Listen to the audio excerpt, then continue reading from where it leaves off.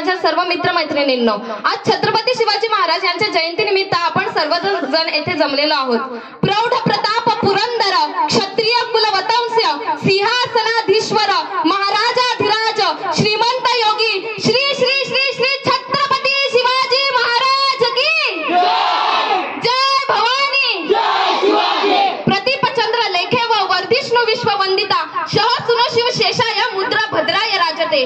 छत्रपती शिवाजी महाराज म्हणजे 36 बळ असणारे, त्रस्त मुघलांना करणारे, परत न फिरणारे, तर तिन्ही जगात जाणणारे, शिस्तप्रिय व वाणीते जिजाऊंचे पुत्र, हार न मानणारे, रयतेचे राजा, जनतेचे राजा। 19 फेब्रुवारी 1630 रोजी शिवरायांचा जन्म शिवनेरी किल्ल्यावर झाला। शिवरायांचे 8वावे रूप, शिवरायांचा 8वावा प्रताप असा संदेश देणारे श्री समर्थ रामदास स्वामी यांनी शिवरायांचा श्रीमान योगी असा उल्लेख केला। शिवराय पूर्वी अनेक राजे होऊन गेले व शिवराय नंतर या अनेक राजे उदयास आले, परंतु सर्वात आदर्श राजा आठवतात ना, ते केवळच शिवराय। कारण त्यांचे प्रजेवर असलेले प्रेम, स्वराज्य निष्ठा, निष्कळंक चरित्र।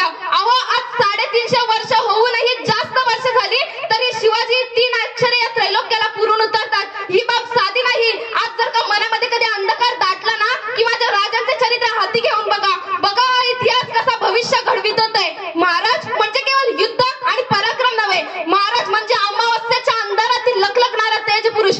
अर्थकारण, राजकारण, समाजकारण असे अगणित पैलू समाजातून घेण्यासारखे आहेत। भोसले कुलाच्या या सुपुत्रानं विजापूरच्या आदिलशाह विरुद्ध आणि मुघलांविरुद्ध ऐतिहासिक संघर्ष करून स्वतःचे राज्य स्थापन केले। राज्याभिषेकाचा दिवस होता। 32 माण सजवलेले सिंहासन तेथे होते। त्याला 3 पायऱ्या होत्या। पहिल्या पायरीवर पाय टाकताच महाराजांना आठवले, महाराज लाखो गेले तरी चालतील, परंतु लाखोंचा पोशिंदा जाता कामा नये। हे आठवतात त्यांचे हृदय हेलावले, त्यांच्या डाव्या डोळ्यातून पाणी आले। दुसऱ्या पायरीवर पाय टाकताच त्यांना आठवले,